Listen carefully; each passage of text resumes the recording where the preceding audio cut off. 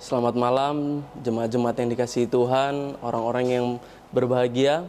Semoga kita semua merasa sehat, merasa kuat di tengah-tengah seperti ini, karena Tuhan itu pasti selalu ada buat kita. Tuhan selalu memperhatikan keadaan kita bagaimanapun masalah atau pergumulan yang kita hadapi.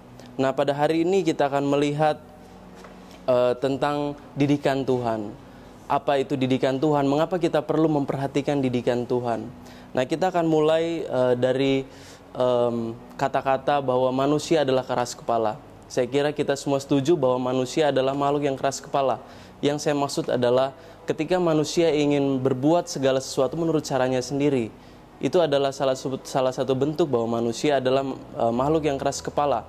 Mereka merasa bahwa dengan kekuatannya sendiri mereka dapat melakukan segala perkara, mereka dapat menyelesaikan segala kekurangan dalam dirinya, menyelesaikan kekosongan dalam dirinya.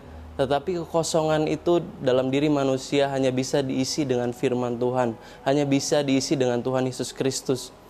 Nah, oleh sebab itu saya dapat mengatakan bahwa manusia adalah makhluk yang keras kepala. Karena dalam kitab Kejadian pun dikatakan bahwa kecenderungan hati manusia itu adalah untuk berbuat jahat.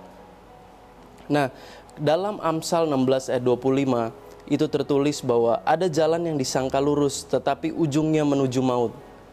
Banyak jalan-jalan yang kita tempuh, banyak tindakan-tindakan yang kita berbuat, kita menyangka bahwa kita telah melakukan sesuatu dengan benar. Kita telah berbuat sesuatu atau mengatakan sesuatu menurut kita sudah sesuai dengan firman Tuhan. Tetapi terkadang ada jalan yang disangka lurus, tetapi pada akhirnya membawa kita kepada maut, membawa kita kepada dosa, membawa kita ke dalam terus terjerumus dalam dosa tanpa kita menyadari hal tersebut. Oleh sebab itu Amsal 10 ayat 17 mengatakan bahwa siapa yang mengindahkan didikan menuju jalan kehidupan, tetapi siapa mengabaikan teguran tersesat. Teguran itu penting supaya kita tidak tersesat. Teguran Tuhan atau didikan Tuhan itu penting bagi kehidupan kita supaya kita jalannya tidak serong, supaya kita tidak melakukan dosa, supaya kita terus berada dalam jalurnya Tuhan. Didikan itu penting. Sama seperti seorang anak kecil yang berada di bangku sekolah, mereka dididik untuk menjadi untuk supaya mereka dapat menempuh jalan yang benar. Mereka dididik dengan diajarkan pelajaran-pelajaran dalam sekolah, itu tujuannya untuk mendidik anak tersebut, bukan untuk kejahatan tapi untuk kebaikan, sama seperti Tuhan. Tetapi nah, kita akan lihat dalam Mazmur 23 ayat yang keempat. Nah, ini adalah ayat yang sering kita dengar, ayat yang sering kali kita renungkan mungkin, bahkan ini adalah respon daripada tokoh di Alkitab, bagaimana tokoh tersebut ketika dia menerima suatu teguran atau didikan Tuhan. Mazmur 23 ayat yang keempat. Sekalipun aku berjalan dalam lembah kekelaman, aku tidak takut bahaya, sebab Engkau besertaku. Gadamu dan tongkatmu itulah yang menghibur aku. Nah, Daud di sini menganggap didikan Tuhan itu adalah suatu penghiburan, suatu kelegaan. Gada dan tongkat itu berbicara tentang otoritas Tuhan, berbicara tentang didikan atau teguran Tuhan. Nah, ketika Daud dalam didikan Tuhan, ketika Daud dalam otoritas Tuhan, Daud menjadi merasa terhibur. Daud tidak sungkan, Daud tidak ragu untuk mengikut Tuhan, tetapi Daud di sini mengatakan dia mendapat penghiburan, dia mendapat kekuatan ketika berada dalam otoritas Tuhan. Nah, kenapa kita harus merasa terhibur seperti Daud ketika kita menerima didikan dari Tuhan, ketika kita menerima bisikan dari Tuhan, ketika Tuhan mengarahkan diri kita kepada jalan yang benar? Kenapa kita harus terhibur? Dalam 1 Korintus 11 ayat yang ke-32, 1 Korintus 11 ayat yang ke-32 dikatakan dalam Alkitab bahwa kalau kita menguji diri kita sendiri, hukuman tidak menimpa kita, tetapi kalau kita menerima hukuman dari Tuhan, kita dididik supaya kita tidak akan dihukum bersama-sama dengan dunia. Tadi saya membacakan 1 Korintus 11 ayat 31 sampai 32. Dan dikatakan bahwa supaya kita tidak dihukum bersama-sama dengan dunia. Dunia itu sudah penuh dengan dosa, sudah penuh dengan kejahatan. sehingga Tuhan harus menghukum dunia. Tetapi ketika orang mencari penghiburan dengan cara-cara duniawi, untuk berusaha mengisi kekosongan diri kita dengan cara-cara duniawi, berlari kepada dunia, menjadikan dunia sebagai pelarian kita, maka kita pun akan turut dihukum oleh Tuhan. Oleh sebab itu Tuhan ingin mendidik kita, Tuhan ingin mengarahkan kita ke jalur yang benar. Tuhan ingin memisahkan kita daripada dunia, supaya kita tidak dihukum. Dan Daud mengetahui hal ini. Ketika Daud berkata dia mendapat penghiburan, karena dia tahu bahwa apapun yang Tuhan lakukan itu semua untuk demi keselamatannya, untuk demi kebaikannya, demi kesuksesannya, demi kesejahteraannya. Nah, ini adalah iman dari Daud yang begitu kuat dan begitu kokoh. Karena tadi kalau kita melihat dalam Mazmur 23 ayat yang kedua, itu dikatakan, ia membaringkan aku di padang yang berumput hijau. Ia membimbing aku ke air yang tenang. Gada dan tongkat Tuhan membimbing Daud ke air yang tenang, ke padang rumput yang hijau, ke tempat yang lebih baik, ke tempat yang tenang, ke tempat yang tidak tergoyahkan. Dosa selalu mengiring kita kepada kesalahan-kesalahan. Dan ketika kita terus mengikuti, ketika kita membuat dunia menjadi pelarian, tempat pelarian kita, maka tanpa kita disadari mungkin keluarga kita bisa menjadi hancur, keluarga kita kena dampaknya, kesehatan kita kena dampaknya, masa depan kita pun bisa kena dampaknya. Oleh sebab itu penting kita untuk dididik oleh Tuhan, diarahkan Tuhan untuk ke jalur yang lebih benar, dan kita pun harus merasa bahagia. Tetapi kita mungkin merasa bahwa didikan Tuhan itu terlalu berat buat kita. Bahkan mungkin kita merasa risih dengan didikan Tuhan. Nah, ada salah satu tokoh dalam Alkitab yang meresponi didikan Tuhan dengan cara yang berbeda.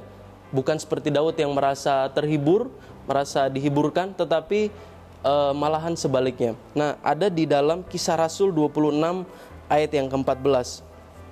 Kisah Rasul 26 Kisah Rasul 26 ayat yang ke-14. Kami semua, nah ini saya jelaskan dulu sedikit bahwa di sini adalah perjalanan ketika Paulus sedang melakukan perjalanan ke Damsyik.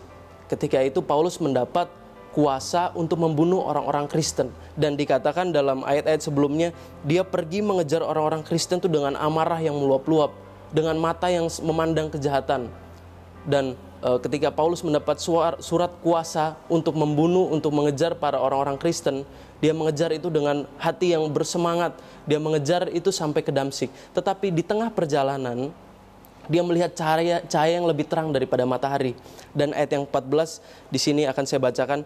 Ketika mereka melihat cahaya tersebut, kami semua rebah ke tanah, dan aku mendengar suatu suara mengatakan kepadaku dalam bahasa Ibrani, Saulus, Saulus, mengapa engkau menganiaya aku? Sukar bagimu menendang ke galah rangsang.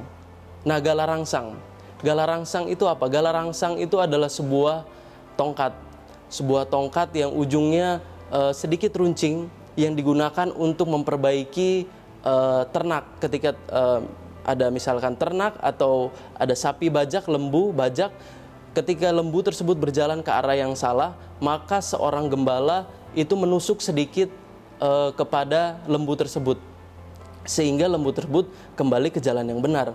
Tetapi terkadang lembu tersebut atau kambing tersebut, mereka merasa risih dengan tusukan-tusukan yang dilakukan oleh gembala tersebut. Mereka merasa jengkel terkadang. Lalu apa yang mereka lakukan ketika mereka ditusuk dari belakang? Mereka menendang galah tersebut, mereka menendang tongkat tersebut. Dan ketika mereka menendang tongkat tersebut, mereka mau berjalan dengan keinginan sendirinya.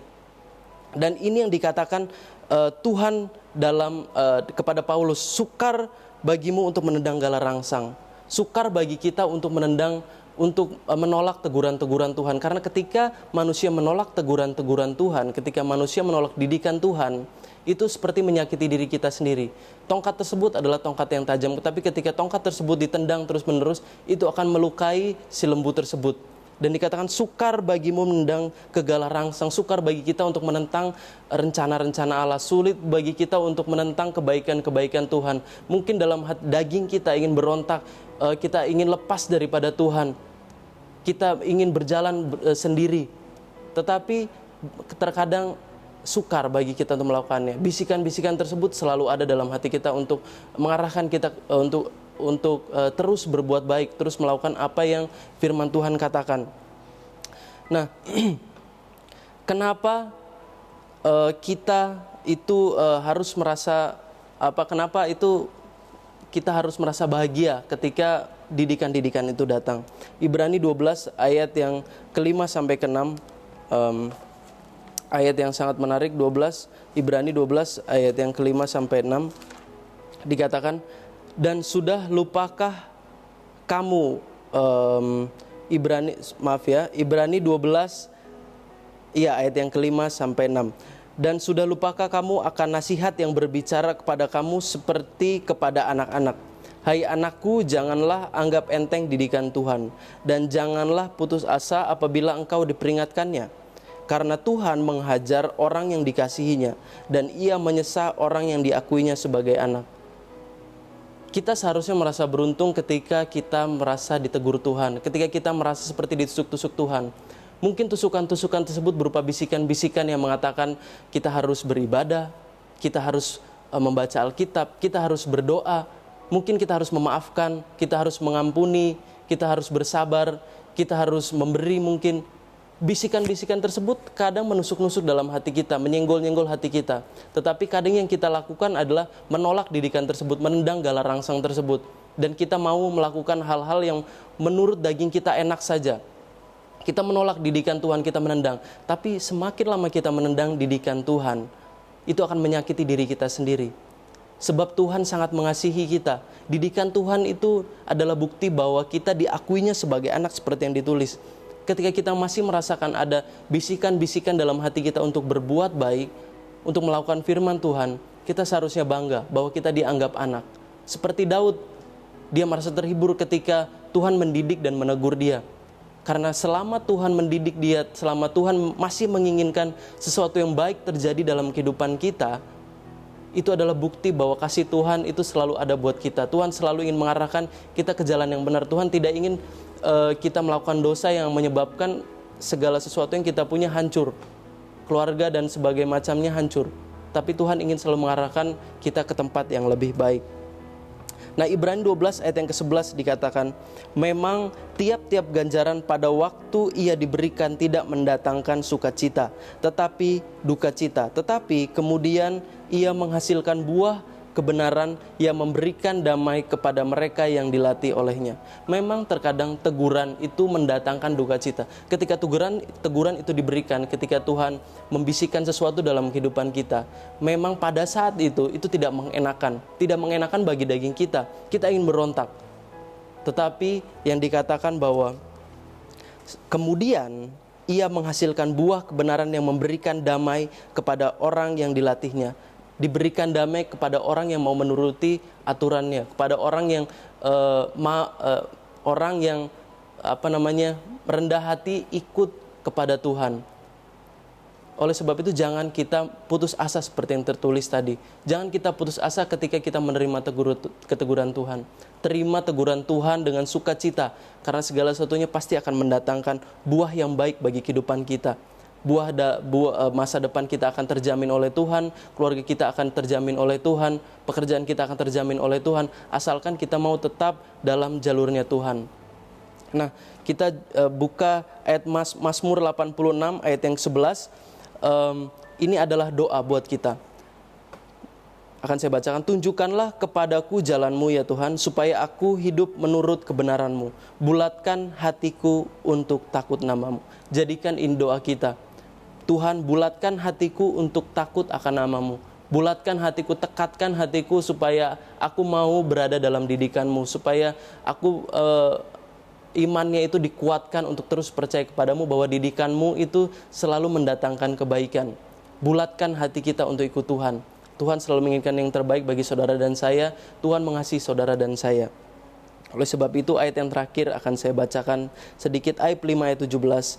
Berbahagialah manusia yang ditegur Tuhan, sebab itu janganlah engkau menolak didikan yang Maha Kuasa. Jangan tolak didikan Tuhan. Tuhan selalu ingin memberikan yang terbaik bagi kehidupan kita. Kita akan berdoa. Terima kasih Tuhan, terpujilah namamu, Engkau adalah Tuhan yang baik, Tuhan yang mendidik kami, Tuhan yang menolong kami. Kami percaya Tuhan bahwa jalan-Mu selalu mendatangkan kebaikan bagi kehidupan kami. Jalan-Mu selalu mendatangkan sukacita bagi kehidupan kami. Oleh sebab itu Tuhan, kami minta Engkau membulatkan iman kami, menguatkan iman kami untuk tetap ikut kepadamu, untuk tetap terus percaya kepadamu. Terpujilah namamu Tuhan, dalam nama Tuhan Yesus Kristus. Haleluya. Amin.